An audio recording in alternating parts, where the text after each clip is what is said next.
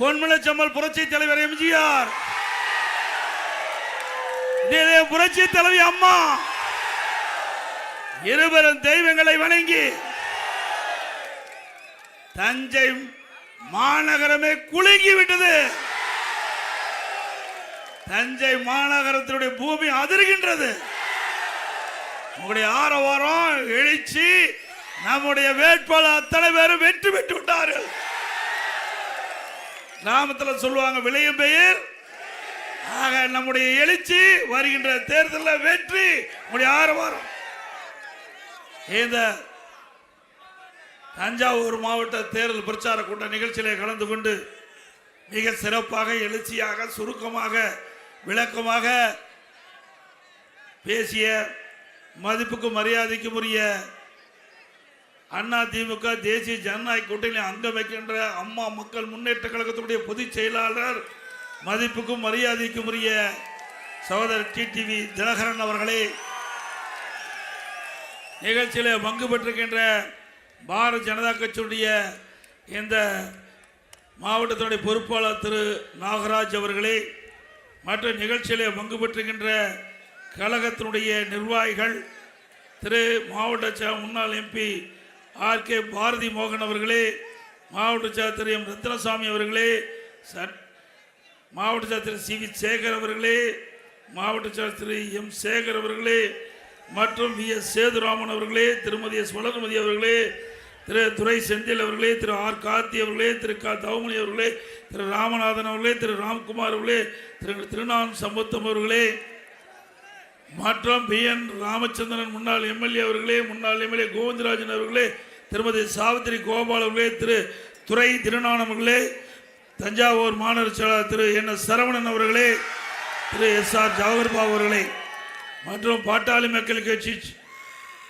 பாரதிய ஜனதா கட்சி சேர்ந்த நிர்வாகிகள், தங்க கனடி அவர்களே, ஜெய் சதீஷ் அவர்களே, திரு எஸ். சரவணன் அவர்களே, பாட்டாளி மக்கள் கட்சி சேர்ந்த சரவணன் அவர்களே, மண்டபம் கலிமூர்த்தி அவர்களே, திரு டி. கே. எஸ். பால் அவர்களே, அம்மா மக்கள் முன்னேற்ற கழகத்தைச் சேர்ந்த தஞ்சாவூர் மாவட்ட திரு ப. ராஜேஸ்வரன் அவர்களே, மற்றும் தமாக திரு கௌதமன் அவர்களே, திரு என். கே. சேகர் அவர்களே, பி. எஸ்.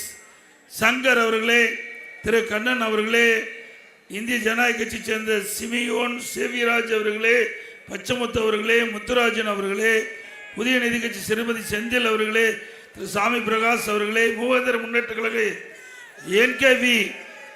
சுரேஷ் அவர்களே, திரு செல்வபாண்டியன் அவர்களே, திரு பெரியண்ணன் அவர்களே, திரு சுரேஷ்குமார் அவர்களே, திரு வெற்றிவேல் அவர்களே, புரட்சி பாரதம் ஆதிலா அறிவுடை நம்பி அவர்களே, மற்றும் தென்னிந்திய பார்வையாளர் தலைவர் திரு சங்கர் அவர்களே, திரு துரை தீனதயாளன் அவர்களே, திரு மாதவன் அவர்களே, தமிழக மக்கள் முன்னேற்ற கழக தியாக் காமராஜ் அவர்களே, வாழக்கர் திரு ராஜேஷ் அவர்களே, முல்லை மக்கள் பேரவை திரு அடைக்கலம் அவர்களே, சிங்க தமிழர் முன்னேற்ற கழகத்தை சேர்ந்த பி. சுரேஷ் அவர்களே, முத்திரை முன்னேற்ற கழக தலைவர் என்.ஆர்.கே. ராஜீவ் அவர்களே, தேசிய சமூக கட்சி மாவட்டத்தில் நல்லதம்பி அவர்களே, தேசிய நவ கட்சி துரைராஜ் அவர்களே, தோழர் பேரரசு கட்சி திரு தலைவர் திரு சரவணன் அவர்களே, மற்றும் இங்கே திரளாக குழும்பி இருக்கின்ற அனைத்து இந்திய அண்ணா திராவிட முன்னேற்ற கழகத்திலே பல்வேறு பொறுப்புகள் வைக்கின்ற நிர்வாகிகளை, கூட்டணி கட்சியில் அங்கம் வைக்கின்ற அந்த கட்சியிலே பல்வேறு பொறுப்புகளை வைக்கின்ற நிர்வாகிகளே, பெரியோர்களை, தாய்மார்களே, வாக்காளர்களே, விவசாயிகளே, விவசாய தோழர்களே, பத்திரிகையாளர், ஊடகங்களே, அத்தனை பேருக்கும் என்னுடைய முதற்க நன்றி கலந்த வணக்கம். இந்த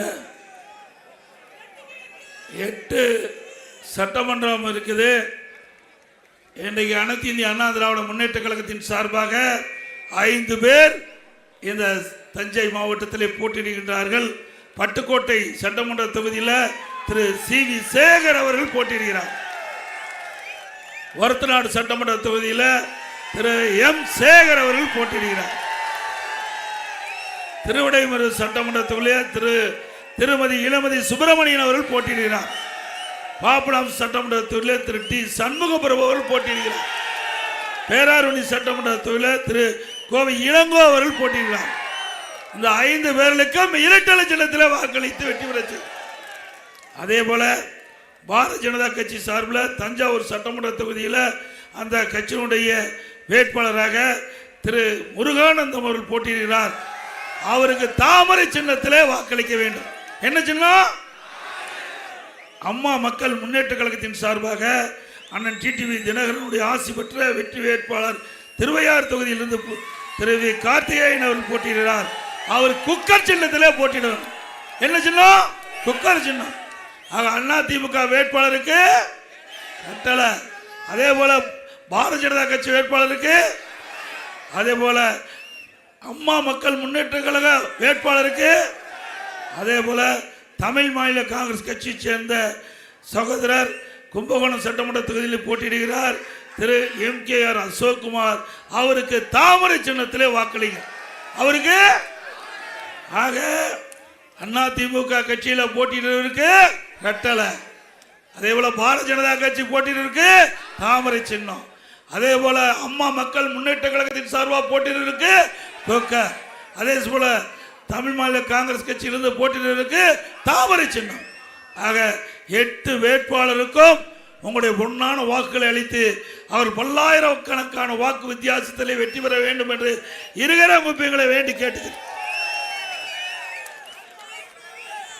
இன்றைய தினம் இன்னைக்கு டெல்டானா நெற்களஞ்சியம், டெல்டானா நெற்களஞ்சியம். இன்னைக்கு எந்த மூல முடக்க எங்க போய் தமிழகத்தில் கேட்டாலும் தஞ்சாவூர்னா பொன் விளைகின்ற பூமி.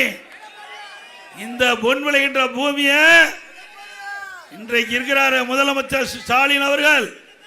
அவர் துணை முதலமைச்சர் இருந்த காலத்தில் இன்றைக்கு உங்களுடைய பூமி எல்லாம் ஹைட்ரோ கார்பன் மீத்தேன் எடுப்பதற்கு புரிந்துணர்வு ஒப்பந்தம் போட்டவர். மக்கள் விரோத ஆட்சி செய்தவர், விவசாயிகள் விரோத ஆட்சி செய்தவர் திரு ஸ்டாலின். உங்களுடைய நிலகத்தை அபகரித்தவர் மீண்டும் இந்த ஆட்சியில் தொடர வேண்டுமா? உங்களுடைய வாழ்வாதாரமே உங்களுடைய பூமி தான். நான் ஒரு விவசாயியா இருக்கிறேன். இன்றைக்கு நான் விவசாயம் செஞ்சுக்கிட்டு இருக்கிறேன். இன்றைக்கு நம்முடைய பூமி தான் நம்ம வாழ வச்சுக்கிட்டு இருக்குது. அப்படி நம்முடைய பூமியை திரு ஸ்டாலின் அவர்கள் இன்றைக்கு பல்வேறு தொழில்களுக்கு அபகரித்து அந்த தொழிற்சாலை அமைப்பதற்கு மீத்தேன், ஹைட்ரோ கார்பன் போன்ற திட்டங்களுக்கு புரிந்துணர்வு ஒப்பந்தம் போட்ட முதலமைச்சர் தான் இன்றைய முதலமைச்சர் ஸ்டாலின் அவர்கள். சிந்திச்சு பாருங்க. இன்றைக்கு அனைத்து இந்திய அண்ணா திராவிட முன்னேற்ற கழக அரசு இருந்தது. இதே புரட்சி தலைவர் எம்ஜிஆர் அவர்கள் முதலமைச்சராக இருந்தாங்க. அப்பவே காவிரி நதிநீர் பிரச்சனைக்கு தீர்வு காண்பதற்கு நீதிமன்றம் நாடப்பட்டது. அவர் மறைவுக்கு பிறகு மாண்புமிகு புரட்சி தலைவி அம்மா அவர்கள் புரட்சி தலைவர் எம்ஜிஆர் கண்ட கனவை நனவாக்க வேண்டும் என்பதற்காக இந்த டெல்டா மாவட்டத்தை பாதுகாக்க வேண்டும் என்ற ஒரே அடிப்படையில் நீண்ட காலமாக விவசாயிகள் வைத்த கோரிக்கை, அந்த கோரிக்கையின் அடிப்படையில் நியாயத்தின் அடிப்படையில் நம்முடைய விவசாயிகளுக்கு பாதுகாப்பு கிடைக்க வேண்டும் என்ற அடிப்படையில் உச்ச நீதிமன்றத்தில் காவிரி நதிநீர் பிரச்சனை வழக்கு தொடரப்பட்டு அந்த வழக்கு நடந்துகிட்டு இருந்தது. மரியாதைக்குரிய சகோதரர் டிடி அவர்கள் சொன்னதை போல அம்மா இருக்கின்ற பொழுது நாம் ஒரு தீர்ப்பை பெற்றோமல்ல. ஆனா திராவிட முன்னேற்ற கழகம் மத்தியில் ஆட்சி அதிகாரம் இருக்கும் போது இதுல கவனம் செலுத்தல.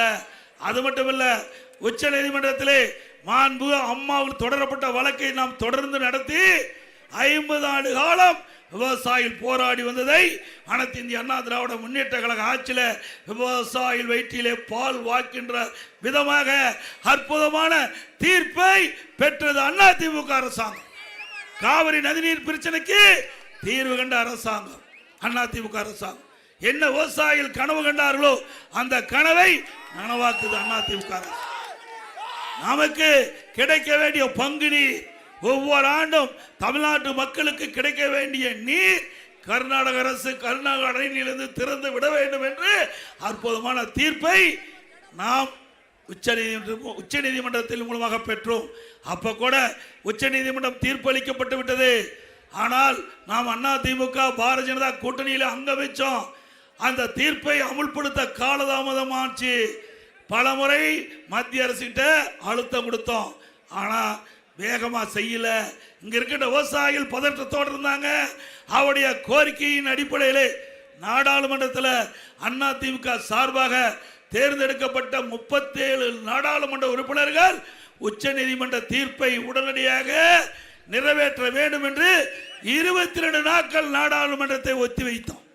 22 நாட்கள் இந்த டெல்டா மாவட்ட விவசாயிகளுடைய நலனுக்காக, நம்முடைய தமிழ்நாடுடைய நலன் சார்ந்த பிரச்சனையை அனைத்து இந்திய அண்ணா திராவிட முன்னேற்ற கழக நாடாளுமன்ற உறுப்பினர்கள் எங்களுக்கு உடனடியாக உச்ச நீதிமன்றம் அளித்த தீர்ப்பை நடைமுறைப்படுத்த வேண்டும் என்று நாடாளுமன்றத்தை ஒத்தி வைத்த கட்சி அண்ணா திமுக கட்சி. திமுக அப்படி செஞ்சுதா? இன்னைக்கு நீட் தேர்வுங்களை நீட்டுக்காக ஏதாவது நாடாளுமன்றத்தில் குரல் கொடுத்து நாடாளுமன்றத்தில் ஒத்தி வைக்கின்ற அளவுக்கு மத்திய அரசுக்கு அழுத்தம் கொடுத்தாங்களா? அது மட்டும் இல்ல, திரு ஸ்டாலின் எப்பொழுது பார்த்தாலும் பேசுகிறார், நாங்க இப்ப இருக்கிற பாரதிய ஜனதா அரசாங்கம் தமிழ்நாட்டுக்கு துரோகம் செய்திருக்கிறாங்க. திரு ஸ்டாலின் அவர்களே, அந்த கட்சியோட தான் நீ கூட்டணி வச்சிருந்தாங்களா இல்லீங்களா? 1999ஆம் ஆண்டு நாடாளுமன்ற தேர்தலில் பாரதிய ஜனதா திமுக கூட்டணி போட்டியிட்டு வெற்றி பெற்று மத்தியிலே மரியாதைக்குரிய மறைந்த வாஜ்பாய் அவர் தலைமையிலே ஆட்சி அமைக்கப்பட்டது. அந்த மத்திய அமைச்சரவையிலே இருக்கிற தமிழ்நாட்டை சேர்ந்த முரசொலி மாறன் அவர்கள் அமைச்சரா இருந்தாங்கல்ல. அது மட்டும் இல்ல, தமிழ்நாட்டில் சட்டமன்ற பொதுத் தேர்தல் 2001 அப்பொழுதும் திமுக பாரதிய ஜனதா கூட்டணி இருந்ததா இல்லையா? இருந்ததுல்ல. பாருங்க, யாருங்க ஆதாரத்தோட காட்டுறோம், யாரோட அமர்ந்திருக்கிறாரு? திரு உதயநிதி அவர்களே, திரு ஸ்டாலின் அவர்களே, உங்க அப்பாவும் உதயநிதியோட தாத்தாவும் எப்படி எல்லாம் காக்கா பிடிக்கிறார் பாருங்க அன்றைய பிரைம் மினிஸ்டர். ஆக திமுக கூட்டணி வச்சா அது மதவாத கட்சி கிடையாது, அண்ணா திமுக கூட்டணி வச்சா மதவாத கட்சி. இதை ஏற்றுக்கொள்ள முடியுமா? சந்தர்ப்பவாத அரசியல் தானே. ஆக அனைத்து இந்திய அண்ணா திராவிட முன்னேற்ற கழகத்தை பொறுத்த வரைக்கும் நாம கூட்டணி வைக்கிறோம். எதற்காக? வாக்கு சிதறாம மக்களோட ஆட்சி அகற்றப்பட வேண்டும், ஊழல் ஆட்சி அகற்றப்பட வேண்டும் என்ற அடிப்படையில் தான் இந்த கூட்டணி வச்சிருக்கோம்.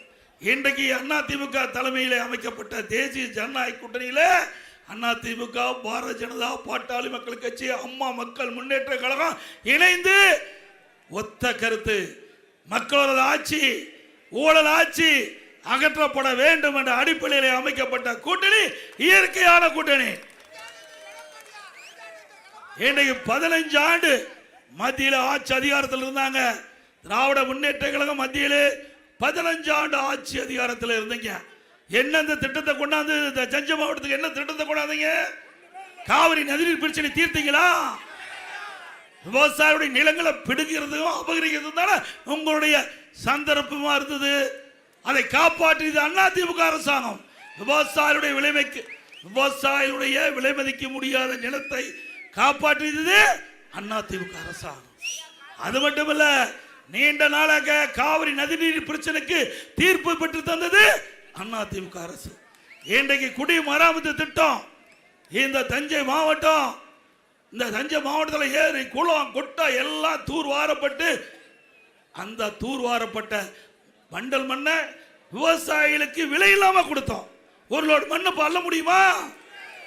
அண்ணா திமுக ஆட்சிக்கு வந்தா விவசாயிகள் தங்கு தடையில்லாம வண்டல் மண் ஏரியில் அள்ளலாம், மகிழ்ச்சியா விவசாயம் செய்யலாம். இன்னொன்னு சொல்றார் ஸ்டாலின், மத்தியில் இருக்கிற ஆட்சியாளர்கள் திட்டத்தை கொடுக்கல, நிதியை கொடுக்கல, தமிழ்நாட்டுக்கு வஞ்சகம் வஞ்சிக்கிறார். திரு ஸ்டாலின் அவர்களே, 15 ஆண்டு காலம் மத்தியில் ஆட்சி அதிகாரத்தில் இருந்தீங்க. காங்கிரஸ் இருக்கின்ற போது ஆட்சி அதிகாரத்தில் இடம்பெற்றிருந்தீங்க. பாரதிய ஜனதா ஆட்சி இருக்கும் போது ஆட்சி அதிகாரத்தில் இருந்தீங்க. ஐக்கிய குஜரால் அவர்களுக்கும் போது இருந்தீங்க, திரு தேவகடா அவர்களுக்கும் போது இருந்தாங்க. இப்படி பல பிரைம் மினிஸ்டர், பல பிரதமர்கள் நாட்டை ஆளுத போது அந்த அமைச்சரவையில் இடம்பெற்ற கட்சி திமுக கட்சி.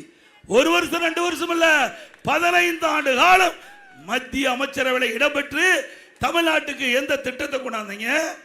எவ்வளவு நிதி கொண்டாந்தீங்க? அந்த ஆட்சி அதிகாரத்தில் குடும்பத்தில் இருக்கின்றவர்கள் அதில் இடம்பெற வேண்டும், குடும்பம் வளம் பெற வேண்டும், அங்கே கொள்ளையடிக்க வேண்டும். சிந்திச்சு பாருங்க, தமிழ்நாட்டுக்காக திட்டங்களை கொடுத்திருக்காங்களா? தமிழ்நாட்டுக்கு தேவையான நிதிகளை பெற்று தந்தாங்களா? அதுவும் இந்த தமிழ்நாட்டு மண்ணிலே பிறந்த ஒருவர் ப. சிதம்பரம் நிதியமைச்சராக இருந்தார். அப்பொழுது கூட நிதியை தமிழ்நாட்டுக்கு பெற்று தராத வக்கில்லாத முதலமைச்சர் இன்றைய முதலமைச்சர் ஸ்டாலின், திரு கருணாநிதி குடும்பம். உண்மைதானே? தமிழ்நாட்டை சேர்ந்தவர் நிதியமைச்சராக இருக்கும் போதே நிதி வாங்க முடியலையே. இப்ப போய் வேண்டுமென்ற திட்டமிட்டு அரசியல் கால் புரட்சியின் காரணமாக தேர்தல் நேரத்திலே திட்டமிட்டு பாரதிய ஜனதாவை விமர்சனம் செய்து கொண்டிருக்கிறார். எப்பொழுது நாங்கள் தெளிவா சொல்றோம், அண்ணா திமுக ஆட்சி இருக்கின்ற பொழுது அனைத்து இந்திய அண்ணா திராவிட முன்னேற்ற கழகம் மத்திய அரசிடமிருந்து என்னென்ன கோரிக்கை வைத்தமோ அத்தனை கோரிக்கையும் மத்திய அரசு நிறைவேற்றி தந்தது. பல இடங்களில் தேசிய நெடுஞ்சாலை விரிவாக்கம், துறைமுகம் விரிவாக்கம், விமான நிலையம், திருச்சி விமான நிலையம், தூத்துக்குடி விமான நிலையம் அமைச்சு கொடுத்தாங்க. ரயில் பாதை தேவையான அளவுக்கு கொடுத்தாங்க. இந்த அரசாங்கம் நிலம் எடுத்து கொடுக்கல, கிடப்புல கிடக்குது. புதிய ரயில்கள் கேட்டோம், கொடுத்தாங்க. மத்திய அரசாங்கம் அந்த அரசாங்கத்தின் மூலமாக நடைபெறுகின்ற பணிகள் எல்லாம் அண்ணா திமுக ஆட்சி கேட்கின்ற பொழுது கொடுத்தார். இப்பொழுது இணக்கமான சூழ்நிலை இல்ல. எப்பொழுது பார்த்தாலும் வேண்டுமென்ற திட்டமிட்டு பாரதிய ஜனதா கட்சி விமர்சனம் செய்து கொண்டிருந்தா எப்படி தமிழ்நாட்டுக்கு திட்டம் கிடைக்கும், நிதி கிடைக்கும்? ஆளுகின்ற போதே திராவிட முன்னேற்ற கழகம் மத்தியில் ஆட்சி அதிகாரம் இருக்கும் போதே நிதி பெற முடியல. இப்போ பாரதிய ஜனதா திமுக வெவ்வேறு கொள்கை கொண்ட கட்சியா இருக்குது, இணக்கமான இல்ல. இன்றைக்கு தேர்தல் நடக்க இருக்கின்ற வரைதான் நாம பேசலாம். தேர்தல் நடக்கின்ற வரைதான் இன்றைக்கு கட்சிக்குள்ள வேறுபாடு இருக்கலாம். தேர்தல் முடிந்த பிறகு ஓட்டு போட்ட மக்களுக்கு நன்மை செய்ய வேண்டியது ஆளுகின்ற கட்சியுடைய கடமை அல்லவா? சொல்லுங்க, உண்மைதானே? எவ்வளவு வாக்குறுதி கொடுத்தீங்க? 2021 சட்டமன்ற பொதுத் தேர்தல் போது எவ்வளவு வாக்குறுதி கொடுத்தீங்க? அந்த வாக்குறுதிகளை எப்படி நிறைவேற்ற முடியும்? மத்திய அரசோடு இணக்கமாக இருந்து அவளுக்கு நம்முடைய தமிழ்நாட்டு மக்களுக்கு என்னென்ன தேவை என்பதை அறிந்து அதை முறையாக அணுகி பெற்றிருக்கலாம். 5 ஆண்டு காலம் தமிழக மக்களை குட்டிச்சோறாக்கி தமிழ்நாட்டு மக்களுக்கு கிடைக்க வேண்டிய பல்வேறு பலன்கள் இந்த ஆட்சியாளர்களை கிடைக்காம போனதுதான் இந்த ஆட்சியோட சாதனை. சிந்திச்சு பாருங்க. இந்த கொடி பறக்குதுல்ல, எதுல பறக்குதுங்க? காற்றுல தான் பறக்குது. கண்ணில் பார்க்க முடியுதா? காற்றில் கண்ணில் பார்க்க முடியாத, நம்ம கண்ணில் கூட பார்க்க முடியல, அதில் கூட ஊழல் செய்கின்ற ஒரே கட்சி திமுக. 2G ஸ்பெக்ட்ரம் அத 1,74,000 கோடி கொள்ளையடிச்சிருக்கிறீங்க. வழக்கு அப்படி என்ன நிலவில் இருக்குது? வழக்கு நிலவில் இருக்குது. அப்போ எதிர்கட்சி எல்லாம் இல்ல, காங்கிரஸ் ஆட்சி மத்தியில் அப்பொழுதே திராவிட முன்னேற்ற கழகத்தை சேர்ந்தவர்கள் அமைச்சரவையில் இடம்பெற்றிருக்கிறாங்க. அதில் ஒரு அமைச்சர் மீது வழக்கு போட்டு சிறையில் அடைக்கப்பட்டாங்க. இன்னொரு அம்மா இன்னைக்கு பேசிக்கிட்டு இருக்குது, யாருன்னு உங்களுக்கு தெரியும். அந்த அம்மா என்னை பற்றி பேசிக்கிட்டு இருக்குது. அந்த அம்மா நாட்டு மக்கள் மறந்துட்டாங்க, என்னை பற்றி பேசினா தானே அது ஏதாவது பத்திரிகையில் வரும்னு நினச்சி பேசிக்கிட்டு இருக்கிறாங்க. அவர்களும் இன்னொரு திகார் ஜெயிலில் இருந்தாங்களா இல்லையா? யாரு? மத்தியில காங்கிரஸ் ஆட்சி, திமுக அங்க அங்கம் வைக்குது. அப்பவே சிறையில் இருந்தவர்கள் தான் இவர்கள். இவர்கள் நம்மை பற்றி பேசுவதற்கு தகுதி இருக்குதா? இன்றைக்கு ஆட்சி பொறுப்பேற்ற பிறகு எல்லா துறையிலும் ஊழல், ஊழல் நிறைந்த அரசாங்கம் திராவிட முன்னேற்ற கழக அரசாங்கம். ஊழல் என்றால் திமுக, திமுக என்றால் ஊழல். ரெண்டையும் பிரிக்க முடியாது. பிரிக்க முடியுமா? இந்தியாவிலேயே பல மாநிலம் இருக்குது. எந்த மாநிலத்திலும் ஊழலுக்காக ஒரு அரசாங்கம் கலைக்கப்படல. ஊழலுக்காக கலைக்கப்பட்ட ஒரே அரசாங்கம் திமுக அரசாங்கம். அது மட்டுமல்ல, திராவிட முன்னேற்ற கழகம் அப்பொழுது மிகப்பெரிய ஊழல். அந்த ஊழல் விசாரிப்புக்கு சர்க்காரி கமிஷன் அமைக்கப்பட்டாங்க. அரிசி பேர ஊழல், சர்க்கரை பேர ஊழல், அதே போல வீராண ஊழல், பூச்சி மருந்து ஊழல், இப்படி பல ஊழல் புரிந்து சர்க்காரி கமிஷன் விசாரிக்கப்பட்டது. அப்ப தமிழ்நாட்டில் இருக்கிற திமுக அரசாங்கம் ஒரு அறிக்கை தாக்கல் செஞ்சது. அதுல சர்க்கரை எல்லாம் எறும்பு சாப்பிட்டுட்டுது, எறும்பு தின்னுட்டுது, அந்த சாக்கு பைய கரையா அரிச்சிட்டு. எவ்வளவு விஞ்ஞான முறைப்படி அறிக்கை தாக்கல் செஞ்சிருக்காங்க பாருங்க. இப்படி விஞ்ஞான முறைப்படி ஊழல் செய்கின்ற அரசாங்கம் மீண்டும் தேவையா? அது மட்டுமல்ல, இன்றைய தினம் இந்த மாவட்டத்தில் நல்லா உங்களுக்கு தெரியும், அதிமுக ஆட்சி இருக்கின்ற பொழுது இயற்கை சீற்றத்தால் பேரிடர் இந்த விவசாயிகள் பாதிச்சாங்க. உடனுக்குடன் வந்தோம், நிவாரணம் கொடுத்தோமா இல்லையா? ஒரே ஆண்டில் 2 முறை விவசாயியுடைய பயிர்க்கடன் தள்ளுபடி செய்த ஒரே அரசாங்கம் அதிமுக அரசாங்கம்.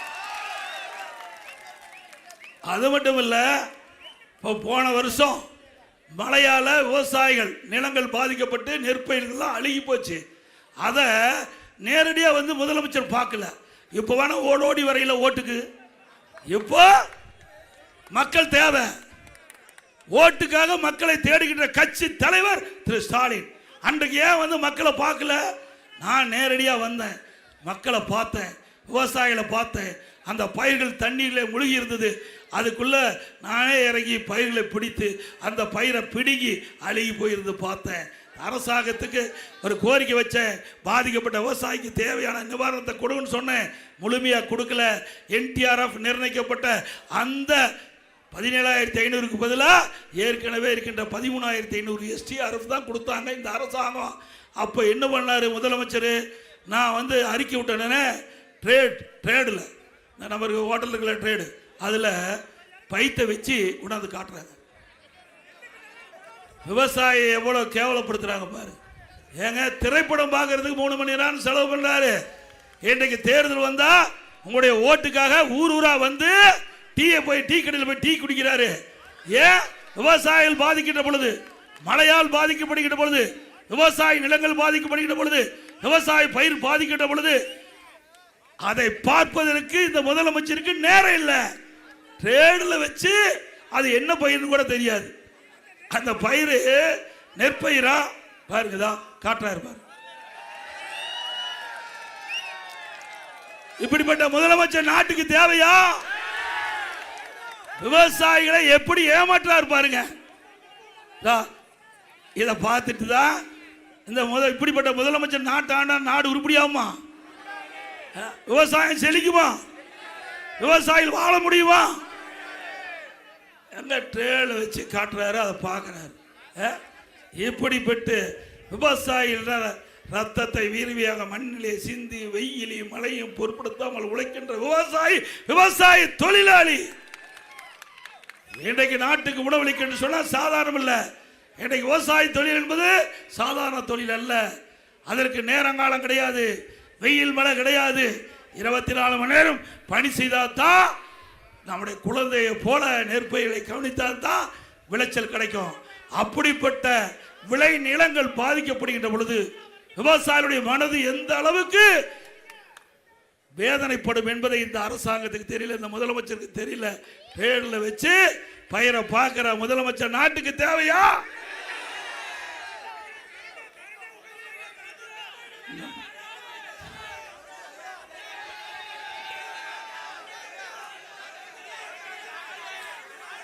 என்று அதிமுக ஆட்சி இருக்க வரைக்கும் இந்த டெல்டா மாவட்டம் குறுவை சாகுபடிக்கு நாங்கள் முறையாக காப்பீடு செஞ்சோமில்ல. 2022 சேலம் மாவட்டம் மேட்டூரில் வந்து குறுவை சாகுபடிக்கு தண்ணீர் திறந்து விட்டு அப்படியே பத்திரிகைக்கு கெட்டப்பா பேசுகிறார் முதலமைச்சர். நான் யார் தெரியுமா? டெல்டாக்காரன். எல்லா விவசாயிகளும் மகிழ்ச்சியாக இருந்தாங்க. பரவாயில்ல, ஸ்டாலின் வந்த உடனே குறிப்பிட்ட நேரத்தில் தண்ணி திறந்து விட்டார், நாம் விவசாய பணி மேற்கொள்ளலாம்னு சொல்லி கரெக்டாக விளைச்சி எடுக்கிற நேரம் அந்த காலகட்டத்தில் பயிரெலாம் போட, அந்த காலகட்டத்தில் தண்ணி இல்லாமல் மேட்டூர் அணை வறண்டு போச்சு. அப்போ தண்ணி கொடுக்க முடியல. அங்கே கர்நாடக அரசிலிருந்து கேட்டு வாங்க இந்த முதலமைச்சருக்கு திறமை இல்லை. அதனால் 2 தண்ணி பாய்ச்சிருந்தா விவசாயியுடைய பயிர்கள் காப்பாற்றப்பட்டிருக்கலாம். அப்போ அந்த பயிர்கள் தண்ணி இல்லாமல் வறண்டு காய்ந்து போய்விட்டது. 2 லட்சம் ஏக்கர் குறுவை சாகுபடி காய்ந்து பெரும் நஷ்டத்துக்கு உள்ளாயிட்டாங்க விவசாயி. டெல்டாக்காரன் சொன்னார். அந்த டெல்டாக்காரன் எங்கே போனார்? அதாவது இழப்பீடு கொடுக்க வேண்டும்ல. இதே 2017ஆம் ஆண்டு நான் முதலமைச்சர் பொறுப்பேற்கின்ற பொழுது கடுமையான வறட்சி, விவசாயிகள் பாதிக்கப்பட்டாங்க. விவசாயிகள் பயிர்கள் எல்லாம் கருகி போய்விட்டது. என்னுடைய கவனத்தை கொண்டு வந்த உடனே இந்தியாவிலேயே முதலாக வறட்சிக்கு நிவாரணம் கொடுத்த அரசாங்கம் அதிமுக அரசாங்கம். 2240 கோடி வறட்சிக்கு நிவாரணம் கொடுத்தோம். அப்படி 2 லட்சம் ஏக்கர் நம்முடைய விவசாய பெருடைய மக்கள் இரவு பகல் வராமல் உழைத்து அந்த நெற்பயிர் தண்ணீர் இல்லாம விளைச்சல் எடுக்கின்ற அந்த நேரத்தில் தன்னுடைய கண் எதிரே காய்ந்து கருகி சேதமடைந்த பொழுது இந்த முதலமைச்சர் அவர்களுக்காக எந்த இழப்பீட்டும் தராத முதலமைச்சர் மீண்டும் தேவையா? விவசாயிகளை புறக்கணித்த முதலமைச்சர் தேவையா? அது மட்டுமல்ல, அதோட இன்றைய தினம் திராவிட முன்னேற்ற கழகம் ஆட்சிக்கு வந்தவை போதைப் பொருள் நடமாட்டம் அதிகமாயிரும். சட்ட ஒழுங்கு அடிவாடு சீரிட்டு வச்சு எங்க பார்த்தாலும் கஞ்சா விற்பனை அமோகம் நடக்குது. கஞ்சா திரவ வடித்தில் வருது, ஊசி மூலமா வருதுங்கிறாங்க, சாக்லேட்ல வருதுங்கிறாங்க. இப்படி பல ரூபத்தில் தமிழகத்தில் கஞ்சா நடமாடி கொண்டிருக்கிறது. அதை தடுக்க துப்பில்லாத முதலமைச்சர் இன்றைய முதலமைச்சர். இன்றைக்கு இந்த கஞ்சா விற்பனையால இளைஞர்கள், மாணவர்கள், பொதுமக்கள் பயன்படுத்தி சீரழியக்கூடிய நிலை இந்த ஆட்சியில் இருக்குது. அதிமுக ஆட்சி வந்த உடனே 3 மாதத்தில் தமிழகத்திலே போதைப் பொருள் நடமாட்டம் இல்லாமல் அறவாக ஒழிக்கப்படும். கஞ்சாவை அடியோடு அறவோடு ஒழிக்கப்படும். அது மட்டுமல்ல, அற்புதமான திட்டம் நடந்தாய் வாழி காவிரி. பல பேருக்கு தெரியாது, நம்முடைய விவசாய பெருங்குடி மக்கள் தெரிஞ்சுக்க. நடந்தாய் வாழி காவிரி அந்த அற்புதமான திட்டத்தை நான் முதலமைச்சர் இருந்தபோது பாரத பிரதமர் திரு நரேந்திர மோடி அவரிடத்தில் ஒரு அறிக்கை கொடுத்தேன். நீங்க கங்கை எப்படி புனரமைக்கிறீங்களோ அதுபோல எங்களுடைய ஜீவநதி காவிரி நதிநீர் அதை சுத்தப்படுத்த வேண்டும், அதற்காக தேவையான நிதியை கொடுக்க வேண்டும் என அறிக்கை கொடுத்தேன். உடனடியாக பாரத பிரதமர் அவர்கள் அதை பெற்றுக்கொண்டு அந்த அடுத்த ஆண்டு மேதக குடியரசுத் தலைவருடைய உரையில இடம்பெற செஞ்சு தமிழ்நாட்டில் நடந்தாய் வாழி காவிரி திட்டம் நிறைவேற்றப்படும் என்று அறிவிப்பு கொடுத்தார். நான் பலமுறை சட்டமன்றத்தில் தெரிவித்தேன், ஸ்டாலின் அவர்களே, உங்களுக்கும் மத்திய அரசுக்கும் எவ்வளவு விரோதம் இருந்தாலும் ஏற்கனவே அனைத்து இந்திய அண்ணா திராவிட முன்னேற்ற கழகத்தின் சார்பாக கொடுக்கப்பட்ட அறிக்கையின் அடிப்படையில் பாரத பிரதமர் ஏற்றுக்கொண்டு நாடாளுமன்றத்தில் அறிவிக்கப்பட்டுவிட்ட கூட்டுக்குழுவிலே வேதக ஆளுநர்கள் அறிவித்து விட்டார்கள். அதை நிறைவேற்றுங்க. காதிலே வாங்கல. 2 வருஷத்துக்கு முந்தைய சட்டமன்றத்தில் நீர்வளத்துறை அமைச்சர்கிட்ட சொன்னேன், இது மாதிரி நாங்கள் நடந்தாய் வாழி காவிரி திட்டத்தை நிறைவேற்றுங்க. இதை பிரைம் மினிஸ்டர் அவர்கள் கொடுத்த அனுமதி பிரைம் மினிஸ்டர் ஒத்துக்கொண்டு கூட்டுக்குழு 2 அவைகள் நாடாளுமன்றத்தில் அதில் மேதக ஆளுநர் மேதக குடியரசுத் தலைவர் அறிவிச்சிட்டாரு, நிறைவேற்றினேன். காதிலே போட்டுக்கல. அப்போ சொன்னார், இது மாதிரி நாங்கள் நிறைய கொடுத்தங்க. இருக்கிற நீர்வளத்துறை அமைச்சர் சொல்றாரு, பொதுப்பணித்துறை நீர்வளத்துறை அமைச்சர் சொல்லுகின்ற பொழுது வேடிக்கையா சொன்னார், இது மாதிரி எவ்வளவோ கடிதம் நாங்கள் மத்திய அரசு கொடுத்தோம், ஆனால் எதுவுமே நிறைவேற்றல, நீங்க இதை பெருமையா பேசிட்டு இருக்குன்னு சொன்னோம். போன ஆண்டு மத்திய அரசாங்கம் நடந்தாய் வாழி காவிரி திட்டத்துக்கு 11,600 கோடி ஒதுக்கப்பட்டு விட்டது. 11,600 கோடிங்க. இந்த திட்டம் மேட்டூர் அணையிலிருந்து திறக்கப்படுகின்ற நீர் கடலிலே கலக்கின்ற வரை சுத்தமாக இருக்க வேண்டும். அந்த காவிரி கரையின் 2 கரையில் இருக்கின்ற நகரத்திலிருந்து வெளியேறுகின்ற அசுத்த நீர் அதை பேபிகனால் அமைக்கப்பட்டு அதை சுத்தப்படுத்தி ஆற்றிலே விடுவது. அதனால பவானி சாகரிலிருந்து வெளியேறுகின்ற அந்த நீர் காவிரி பவானி சாகர் அணையிலிருந்து திறக்கப்படுகின்ற நீர் அந்த கரையிலிருந்து வெளியேறுகின்ற நீர் அதில் கலக்காம சுத்தப்படுத்தி விடுவது. அதே போல நொய்யல், அமராவதி இதெல்லாம் சுத்தப்படுத்தி ஆற்றிலே விட்டால் மேட்டூரில் திறக்கப்படுகிற நீர் தஞ்சையிலே சுத்தமான நீரே உங்களுக்கு கிடைக்கும். எவ்வளவு அற்புதமான திட்டம். அதை நிறுத்தி வச்சுட்டாங்க. சட்டமன்றத்தில் தெரிவிச்சுட்டு கொள்கை விளக்க நீர்வளத்துறை கொள்கை விளக்க குறிப்பில் அறிவிச்சிட்டு 11,600 கோடி மத்திய அரசாங்கம் நடந்தாய் வாழி காவிரி திட்டத்திற்கு நிதி ஒதுக்கீடு செய்யப்பட்டது என்ற விவரத்தை சொல்லிட்டு அப்படியே முடக்கிட்டாங்க 1 வருஷமா. எவ்வளவு பெரிய திட்டம். இன்னைக்கு சுத்தமான நீர் கிடைக்கும் நம்ம குடிப்பதற்கு. சுத்தமான நீர் காவிரி நீர், மேட்டூர்ல திறக்கப்படுகிற நீர், தஞ்சையில குடிக்கிறதற்கு அற்புதமான நீர். அது மட்டும் இல்ல, பல ரசாயன நீரெல்லாம் காவிரி நதியில் கலக்குது. பயிர்களுக்கு பாய்ச்சுகின்ற பொழுது பல பயிர்கள் நோய்படுகிறது. இதையெல்லாம் அறிந்துதான் மத்திய அரசிட்டை கோரிக்கை வச்சு மத்திய அரசு அதை ஏற்றுக்கொண்டு 11,600 கோடி நமக்கு விடுவித்த அரசாங்கம் மத்திய அரசாங்கம்.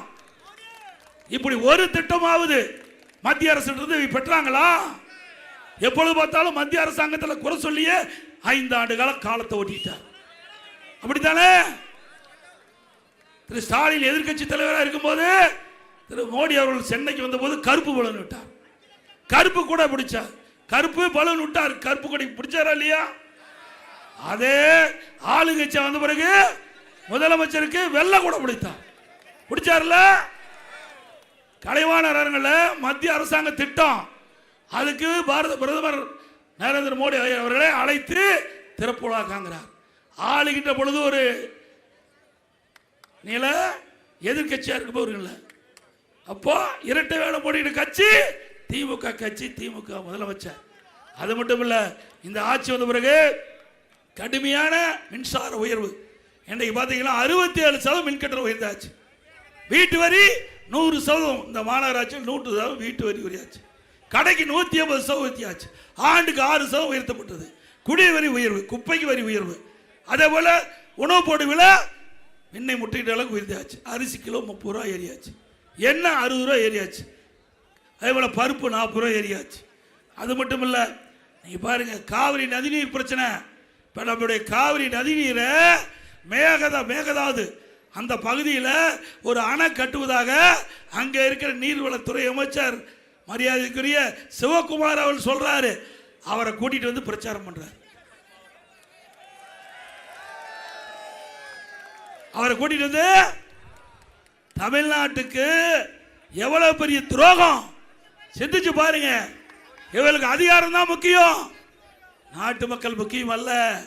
ஆக செங்கல்பட்டில் நடக்கிற ஒரு நிகழ்ச்சியில் இன்னைக்கு கர்நாடகத்தில் இருக்கின்ற நீர்வளத்துறை அமைச்சரை இங்க அழைச்சிட்டு வந்து பிரச்சாரத்துக்கு ஈடுபடுத்தியிருக்கிறார். அவர் மேகதாதுல அணை கட்டிய தீர்வேன் என்று சொல்றார். மேகதாதுல அணையில கட்டிட்டா டெல்டா பாலைவனம் ஆயிரும். இப்படிப்பட்டவர்களுக்கு இந்த தேர்தலில் தகுந்த பாடத்தை பூட்டுவீர்களா? நல்லா சத்தமா சொல்லுங்க. எவ்வளவு கொடுமை!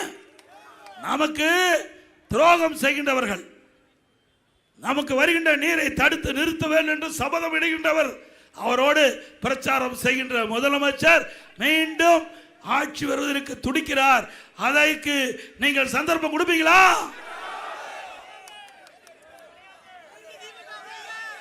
அப்புறம் இன்றைய முதலமைச்சர் என்னைய வந்து போலி விவசாயின்னு சொல்றார். அதில் என்ன விவசாயி, போலி விவசாயி, நிஜ விவசாயி, எங்க நிஜ விவசாயி கேள்விப்பட்டிருக்குமா? ஏன்னா ட்ரேடில் வந்து பயிரை பார்க்குற முதலமைச்சர் இந்தியாவிலே இந்த தமிழ்நாடு முதலமைச்சர் ஒரே ஆள் தான். எங்கள் ஊரில் தலைவாசலில் நமக்கு நாமே திட்டம் இருந்தது. அப்போ ஊரா இன்றைய முதலமைச்சர் ஸ்டாலின் வந்து பார்த்தார். அப்போ எங்கள் தலைவாசலுக்கு வந்தார், கரும்பு தோட்டத்துக்கு வந்தார். கரும்பு தோட்டத்தில் காங்கிரீட் சாலை அமைச்சு போய் பார்க்குறார். கரும்பு தோட்டத்தில் காங்கிரீட் சாலை அமைச்சு பார்க்குற முதலமைச்சர் இவர் விவசாயத்துக்கு நன்மை செய்வாரா? விவசாயிகளை காப்பாற்றுவாரா? விவசாய தேவையான திட்டங்களை கொடுப்பாரா? விவசாயிகளை வஞ்சிக்கின்ற திரு ஸ்டாலின் அவர்கள் மீண்டும் வர வேண்டுமா? சிந்திச்சு பாருங்க. கரும்பு தோட்டத்தில் கரும்புலாம் வெட்டி போட்டு தான் காங்கிரீட் போட்டு, அது என்னன்னே தெரியாது. இப்போ கேட்டா நீ போனீங்களே, இது கரும்பா, நெல்லா, இது கேழ்வரகா, சோளமா, மக்காச்சோள பயிரா அப்படின்னு கேட்டால் முதலமைச்சர் தடுமாறுவார். அப்படிப்பட்ட முதலமைச்சர் நாட்டை ஆண்டு கொண்டு நம்மளை கிண்டும் கேலியும் பேசிட்டு இருக்காரு. ஆக வருகின்ற சட்டமன்ற பொதுத் தேர்தலில் நீங்கள் இவர்களுக்கு தகுந்த தண்டனை கொடுக்கப்பட வேண்டும். அதே போல திருமண்டக்குடி ஆரூரான் சர்க்கரை ஆலை, இதில் விவசாயிகளுக்கு வர வேண்டிய கரும்பு நிலுவைத் தொகை தராதை கண்டித்து விவசாயிகள் கிட்டத்தட்ட 300 கோடி ரூபாய் ஆலை நிர்வாகி கடன் பெற்று திரும்ப செலுத்தாததை கண்டித்து 1200 நாட்கள் தொடர்ந்து போராடி வரும் விவசாயிகள் ஸ்டாலின் உதயநிதி ஸ்டாலினும் கண்டுகொள்ளவே இல்லை. 4 முறை ஸ்டாலின் அவர்கள் தஞ்சைக்கு வந்தார். அப்போ வரும்போது அவர்களுக்கு கருப்பு கொடி காட்டி தன்னுடைய எதிர்ப்பை விவசாயிகள் தெரிவித்தாங்க. 3 முறை உதயநிதி அவர்கள் வந்தால் அவர் எதிர்ப்பை தெரிவித்தார்கள். ஆனால் இதுவரைக்கும் நடவடிக்கை எடுக்கல. அதிமுக ஆட்சிக்கு வந்த உடனே இதற்கு தகுந்த நடவடிக்கை எடுக்கப்படும், விவசாயிகளை காப்பாற்றப்படும். அதோட அண்மையில் பார்த்தீங்கன்னா இந்த தடவை நம்முடைய விவசாயிகள் உற்பத்தி செய்யப்பட்ட இந்த டெல்டா மாவட்ட பகுதி, தஞ்சை மாவட்டம், மயிலாடுதுறை, நாகப்பட்டினம் மாவட்டம், திருவாரூர் மாவட்டத்திலாம் நம்முடைய குறுவை சாகுபடி விவசாயிகள் செய்து அந்த நெல்லை நேரடி நெல் கொள்முதல் நிலையத்தில் விற்பனை செய்யறதுக்கு கொண்டு வந்தாங்க. முறையாக விற்பனை செய்யாத, முறையாக கொள்முதல் செய்யாத காரணத்தினால அப்போ மழை வந்து திறந்த வெளியில் அடுக்கி எல்லாம் நனைஞ்சு போச்சு. அதை நான் வந்து நேரடியாக பார்த்துட்டு போனேன். அப்புறம் அதுக்கு பிறகுதான் ஓடோடி வந்து ஸ்டாலின் அவர்கள் நான் நேரடியாக வந்து பார்த்துட்டு போனேன் இல்லையா?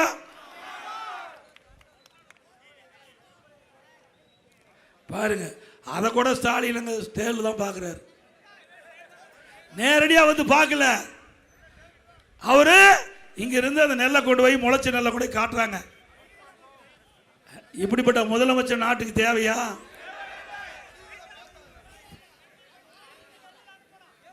பாருங்க, நாங்கள் விவசாயிகளை பார்க்குறோம். ஒரு பெண்மணி தன்னுடைய நிலத்தில் விழுந்த நெல்லுகள் அத்தனையும் அந்த நெல்மணிகள் முளைத்து கதற கதற அழுகிறாங்க. எங்களுடைய வாழ்வாதாரமே இதுதான். நான் கடனை உடனே வாங்கி நகை அடமானம் வச்சு நாங்கள் இந்த நடவு செஞ்சு இன்னைக்கு அறுவடை செஞ்சு அந்த நெல்மணிகள்லாம் நேரடி நெல் கொள்முதல் கொண்டு வந்து விற்பனை செய்யலான்னு வந்தால் இங்கே நேரடி கொள்முதல் நிலையத்தில் முறையாக எங்களை கொள்முதல் செய்யாத காரணத்தில் திறந்த வெளியில் அடிக்கிறதுனால முளைச்சி போய் நஷ்டமாச்சுன்னு சொன்னாங்க.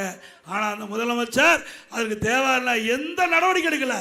நான் சட்டமன்றத்தில் தெளிவாக குறிப்பிட்டேன். பிரதான எதிர்க்கட்சி என்ற தலைவர் முறையில் திரு ஸ்டாலின் அவர்களே கடுமையாக உழைச்சி விவசாயிகள் தன்னுடைய ரத்தத்தை விரைவாக மண்ணிலே சிந்தி அந்த நெல் உற்பத்தியை பெருக்கி அந்த நெல்லை நேரடி நெல் கொள்முதல் விற்பனைக்கு வந்து அங்கே வந்து முளைச்சி வீணாக போச்சு. அப்படி வாழ்வாதாரமே வீணாக போயிடும். அதற்கு ஏதாவது கண்டு நீங்களே போய் ஆய்வு செய்யுங்க. எந்தெந்த விவசாயிகள் இந்த நேரடி நெல் கொள்முதல் கொண்டு வந்து நெல்மணிகள் முளைத்து பாதிக்கப்பட்டிருந்தோ அந்த விவசாயிகளுக்கு தேவையான நிவாரணம் கொடுக்கணும், எதுவுமே கொடுக்கல. இப்படிப்பட்ட அரசாங்கம் தேவையா? அதிமுக ஆட்சிக்கு உடனே எல்லா நேரடி நெல் கொள்முதலிலும் விவசாயிகள் கொண்டு வரப்படுகிற நெல்லை முழுமையாக பாதுகாக்கப்படும். உடனுக்குடன் கொள்முதல் செய்யப்பட்டு அப்படி வங்கி கணக்கிலே பணம் செலுத்தப்படும். நாங்கள் அப்படித்தான் பண்ணிட்டு இருந்தோம் கடந்த காலத்தில். செஞ்சுவா இல்லையா?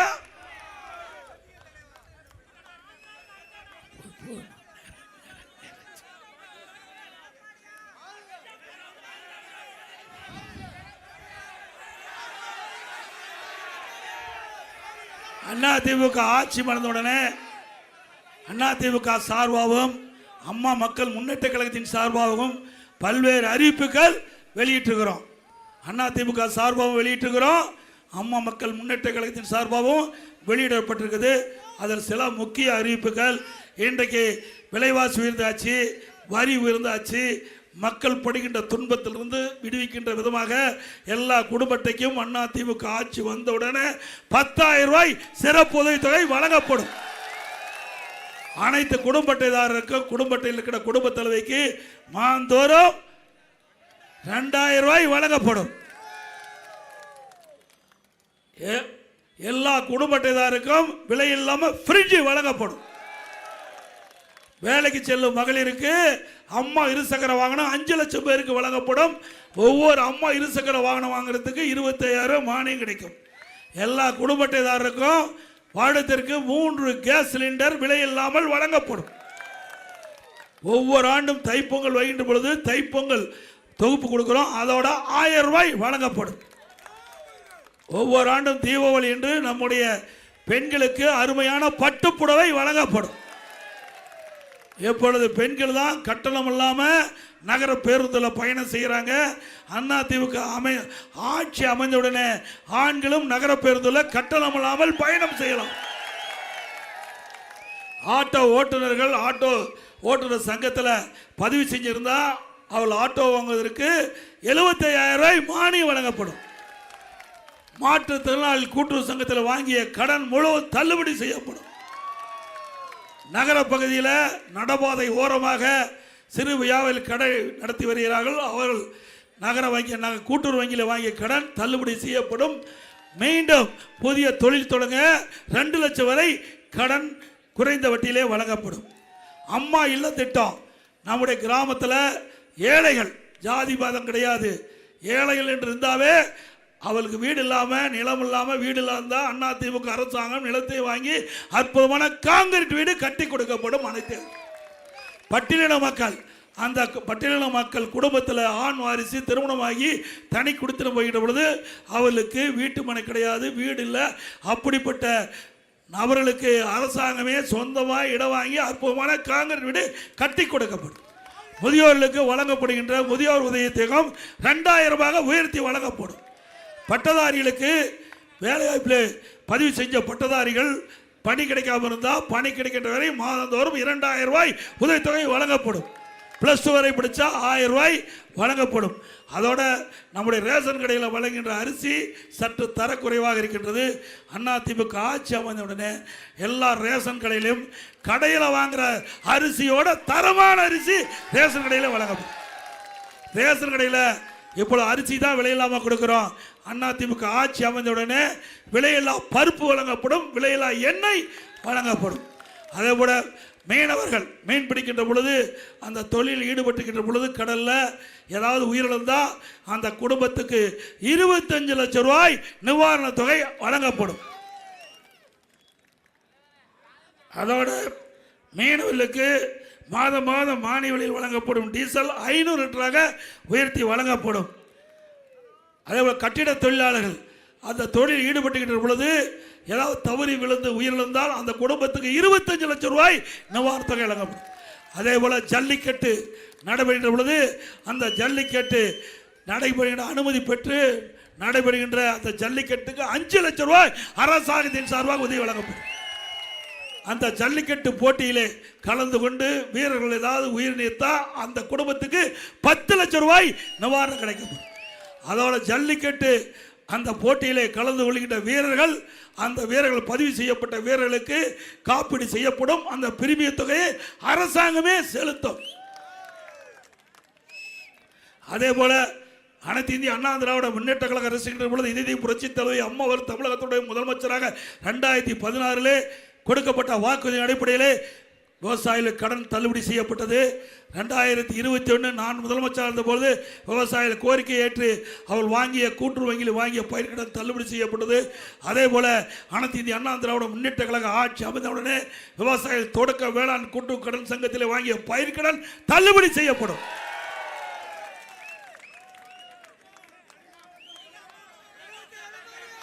மக்களை காப்போம், தமிழகத்தை மீட்போம். மக்களை தமிழகத்தை மக்களை தமிழகத்தை மக்களை தமிழகத்தை ஸ்டாலின் மாடல் அரசு, ஃபெயிலியர் மாடல் அரசு. Bye bye Stalin. நன்றி, வணக்கம்.